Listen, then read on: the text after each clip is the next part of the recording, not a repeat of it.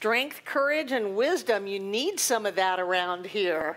Because we don't tell you just to sit by in life. We don't tell you to put up with what you've got. We don't tell you that there's some anthropomorphic deity who's got a chip on their shoulder and is just out to get you and is some kind of weird will of God that you're suffering and struggling. We tell you that you can create the life of your dreams, that it's inside of you, that you can bring that forth and you can have it in real time and space. Not some airy-fairy stuff. You can hold it in your hand, you can spend it, you can drive it, you can live in it, you can have the life of your dreams.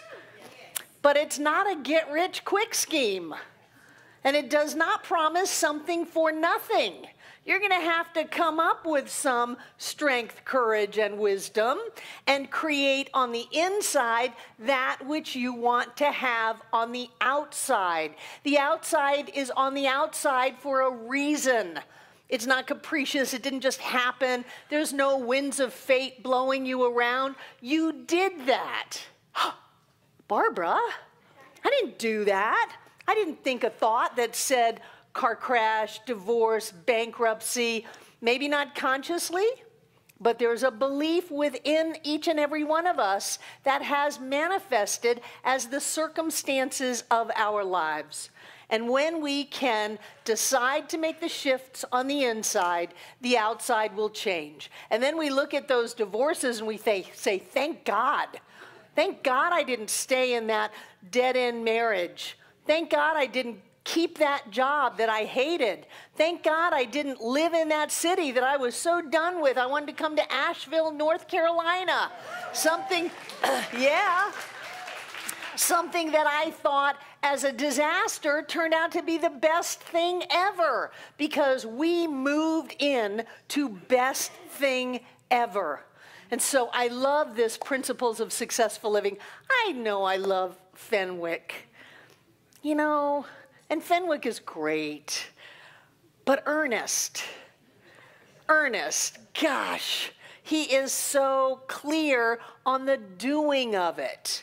Fenwick's book, Being and Becoming, is very much about the being of it all. Ernest is about the doing and the getting and the creating and how to make stuff happen in life. And I like to make stuff happen because I'm not patient. I don't want to be patient. I don't hold that up as a value. I want what I want when I want it, period, end of story. What do I need to do to get it? So I'm not aspiring to just being part of the flow. I want to be part of the creation. I want to be a part of the point of manifesting my life the way that I want it when I want it.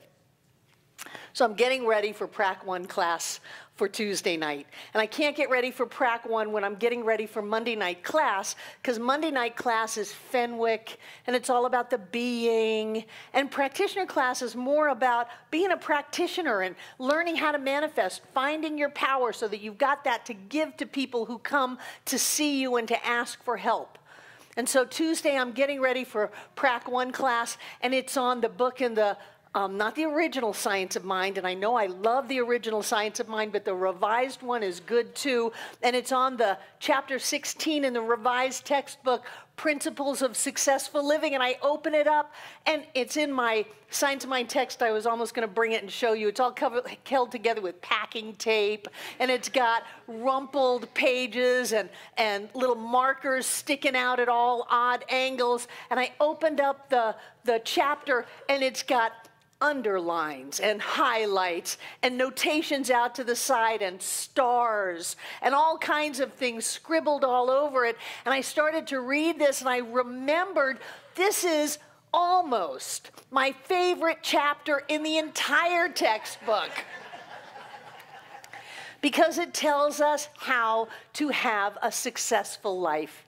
It tells us how to demonstrate that which we want. And it tells us clearly. It says you cannot focus on limitation all of the time and expect to be free from that limitation. You can't think about it. You can't tell stories to your friends about all of your troubles and what's wrong in your life and then expect for your troubles and what's wrong to go away. It will not happen. what will happen is that which you focus on and dwell upon in your life, you will experience. You will get to live it out in living color in 3 dimensions or 4 dimensions, whatever we're living in, and to have it be made real and manifest. And I don't know if you've ever been poor, but I've been poor. I've been rich. I like rich. When I'm poor, I will do anything to be rich. And what I need to remember when I'm rich is to stay the course in my prosperity and not to get bogged down in thoughts of limitation and negativity and separation and poverty. And so it is in me to be able to create what I want in my life, no matter what is going on. I don't know if you see me around town, but I have a very distinct license plate. I've had this license plate since I was in Miami, which takes me back to the early 80s. You got it for me, didn't you? For my Mercedes down in Miami. And it says, be more. It doesn't say do more. It doesn't say get more. It doesn't say have more. It says be more. And that is based on this line from Principles of Prosperity in the Science of Mind textbook. He says, man, give him a break, it was 1916 or 18, or they revised it in the 30s, but he wrote it all back then. Man must become more if he wishes to draw a greater good into his life. We have to be that which we want to experience. We cannot try to match energies with something wonderful while we are holding a lesser energy. People come and they say, oh, I want you to treat for me to be in my perfect and right relationship. I want my soulmate. I want someone who's going to love me and respect me and that I can have fun with and have passion and live the life of my dreams. And then they start bad-mouthing everybody in their life. Not like that dirty, rotten rackenfratchet that I just broke up with, and certainly not like the person from a year ago. Boy, and off they go. In order to have more, we must become that which we want to have, which means if we want somebody in our life that's going to love us, we need to learn how to love. If we want friends, we've got to learn how to be a friend.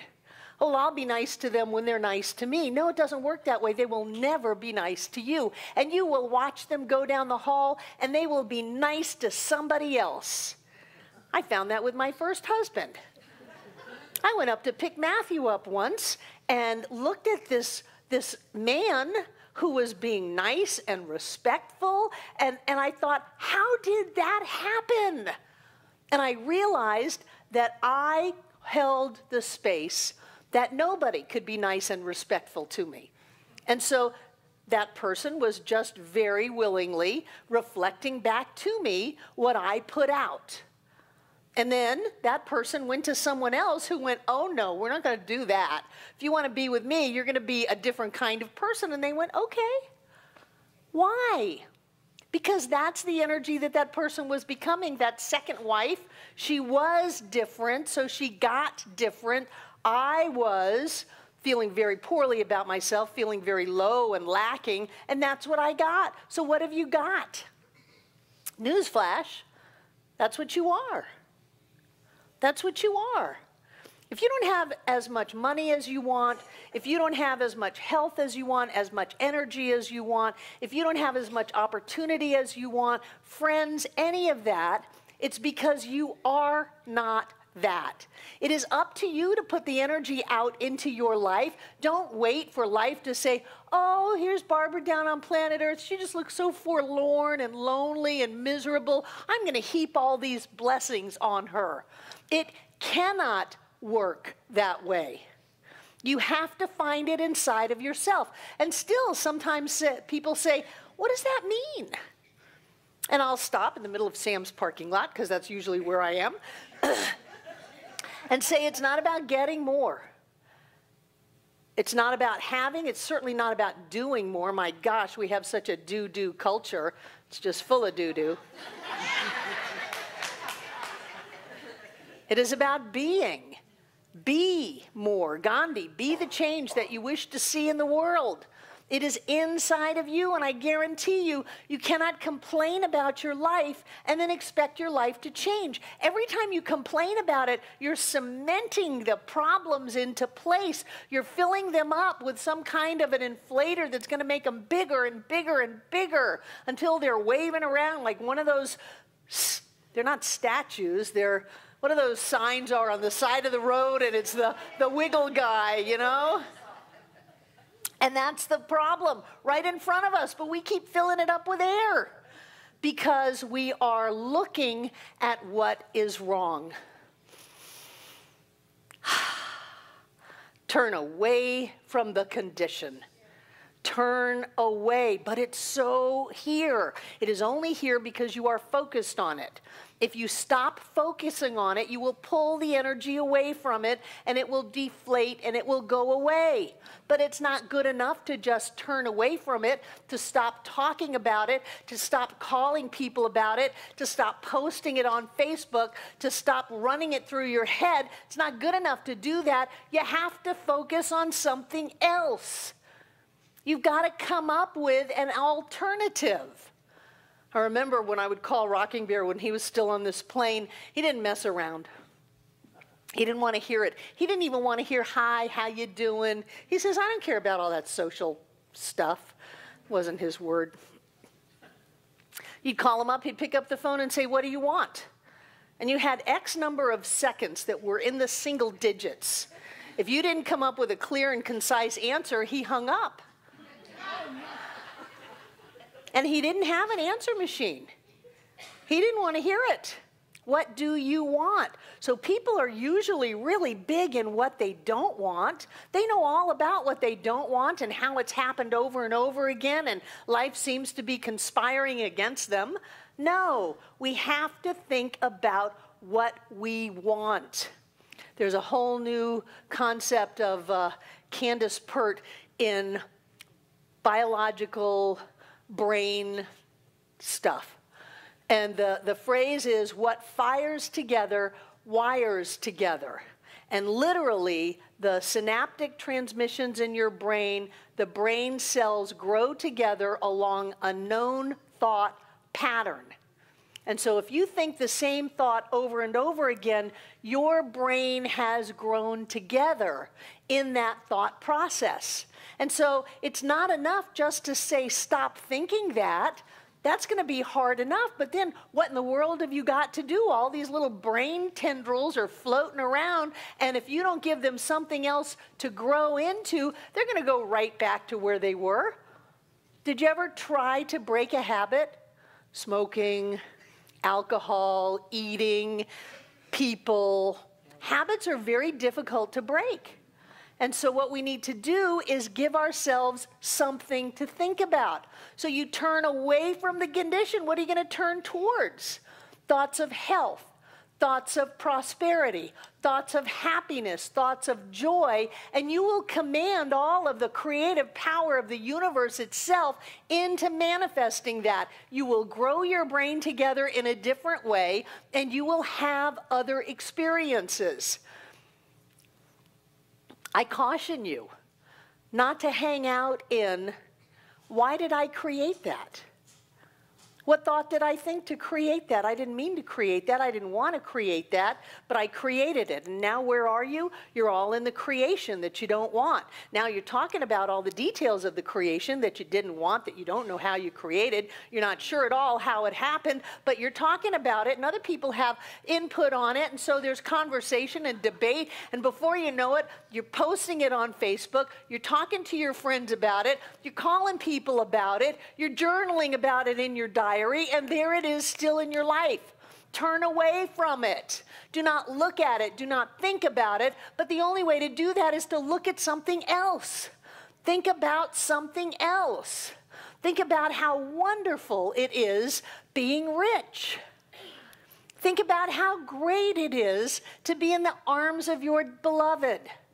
Think about how terrific it feels to awaken in the morning and jump out of bed and be filled with energy and enthusiasm and be flexible and strong and youthening every day. not euthanizing, euthanating. Make up fantasies in your head about the life you choose to live. Be that which you wish to experience. And then it's going to be pumping it up like the little balloon guy in your life. And before you know it, it's going to be right there. You've got the great job. You've got the great income. You've got the great people around you. You've got the great body. You've got the great life that you always wanted. But it will never come to you from anyone else. It's always from you. The only place that it can come is from you. And some people say, well, wait a minute, Barbara. What about the will of God? Maybe this is God's will that I'm not prosperous. You know, there's something about being spiritual and being poor, isn't there? Don't the monks sit out by the gates and beg for rice? Isn't that a spiritual experience? I don't think so. Maybe for them, but not for me. I'm not going to go there. There is no power in the universe, no matter what you call it, that wants you to be less, that wants you to suffer or struggle in any way, shape, or form in life. Think about it. If whatever we call God is, this amazing power of creation, this infinite, absolute cause of all life, that can only be what it is. It can only be prosperity. It can only be health. It can only be expansion. It can only be love. So how could it, in whatever form you want to try to think about it as, how could it want for itself, that creation which it manifests as, anything other than what it is? How could love create and want lack of love? How could prosperity that boggles our mind, my gosh, just look at the Hubble telescope pictures of the universe, and that's just this universe, who knows what else is going on. How could abundance and prosperity itself create out of itself and manifest as that creation and want anything for itself other than that which is prosperity? It's impossible. It's a crazy thought that some kind of an anthropomorphic deity up on a cloud wants us to be small when it is so big. When it is so big that it goes beyond even size by going beyond space. You know, it is the formless in which is all form. But it is not the formless alone. It is beyond the formless. It can only be itself as you. And so what does the sunrise do in the morning other than be joyous and celebrate all of the colors and the light? What does expansion and springtime do in the spring other than burst forth as life anew? There's no winter that can keep spring down. A lot of times a harsh winter just makes spring stronger and more beautiful. That life force that is within you can only want for you what it is. Joy, love, prosperity, health, wholeness of all kinds. And when we can wrap our heads around that and get that life is for us, that there are no secret traps being set to take us down. There is nothing from the outside coming in from the side to knock us over. There's only that force that loves us because it is us and lifts us because it is us and prospers and heals and is in its joy because it is us. That's all that there is. There's no limitation in the law. You know, we are surrounded by this infinite creative mind. We think a thought and we set law in motion. That's like the crux of science of mind. We think, something happens, we call it spiritual law, who knows? Something happens, time and space comes together on a quantum level. We're focusing and observing on certain potentials and possibilities and collapsing into form it is in front of our faces. We think a thought into this substance that is all around us, it is us, and something happens to it. There is no limitation to that law. There's no limitation to the possibilities and probabilities in the quantum realm. There is no limitation in your life. The only place that you can experience limitation is in your ability to imagine all that you can have and all that you can be. That's the only place. And whatever bigness we can open up to, life will fill. It's like we're going around with a container. We can take that container to the ocean. It's a thimble, it's a cup, it's a bucket, or it's a pump. We're going around with a container, and unformed spiritual substance fills it up with unformed jello, and it hardens into form, and we pop it out. We can have a thimble, we can have a cup, we can have a little bunt jello mold or stars or whatever we want. Or we can have an infinite container to accept. The only place that we get tripped up in our life is in us. And when we realize that it's not coming from anybody else and nobody can take it away from us, that we have no penance to pay, we don't have to be spiritual enough, we don't have to do enough forgiveness work, we don't have to be poor enough, we don't have to have enough jobs that we're going to. The only one that can stop it is us. When we can turn away from those lies about what life is and realize that we are the infinite in form as us, prosperous beyond our wildest dreams, more loved than we can ever imagine, happier than anything, happier than the sunrise, happier than the birds, happier than springtime, happier than anything we can imagine. We already are. When we can get that, when we can be that, then we can have anything.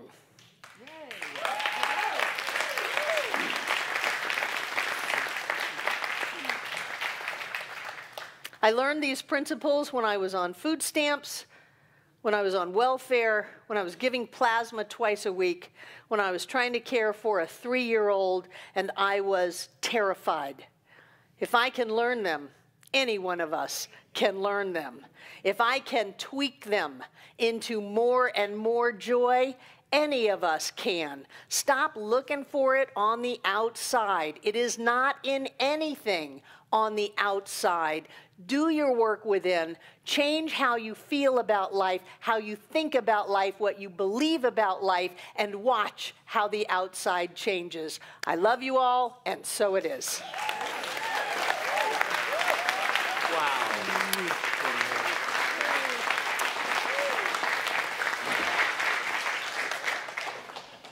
You're amazing, Barbara Waterhouse. My second spiritual teacher. Fantastic. Thank you all for being here today. Some of you are here for the first time. If you are here for the first time, we'd like you just to raise your hand. We promise not to embarrass you or create any pain in your life. But look at all these folks. Don't look around. Look at all these folks with their hands up. That's amazing. That's fantastic. Thank you, thank you, thank you for finding us. And you've got a couple of people that are running around giving you little cards to fill out. That's just so we can let you know about all the cool things that happen here. We promise not to inundate you with email, but we'd love to let you know when cool things are happening. So thank you so much for being with us today. Thank you. We also have a gift for you in our lobby. If you stop by the Welcome Center, one of our ambassadors. Is there anyone that did not get a card? There we go. Hi, there we go. Fantastic. So thank you for, if you would just drop that in the basket or give it to one of the folks at the Welcome Center. We really want you to enjoy your time with us and hope that you'll come back. Fantastic. So let's have our prosperity acceptors come forward. And I'm going to run over here and grab these checks that have come in the mail, and Barbara's and mine. And if you would take out what you're going to give today. We're going to do a blessing on it. Here we go. So what I know is that there is this presence, the one that Barbara was talking about. It's real. It's absolute. It's full and rich, and it is everything. It is who we are. It is everything in our lives, including our money. So when we move money from our possession to the possession of this center, it's God giving to God. And the opulence of that becomes the gift that we receive. And how wonderful is that, to be in that dynamic flow of spirit, to see our lives growing and prospering because we are in that flow. And knowing that this is the presence and the power of the one, and it dwells in us and moves through us, we'll say these words together aloud. I freely and joyously give from the abundance and fullness of my overflowing wealth, knowing my gift goes with love as it touches and blesses the world. And so it is. There we go.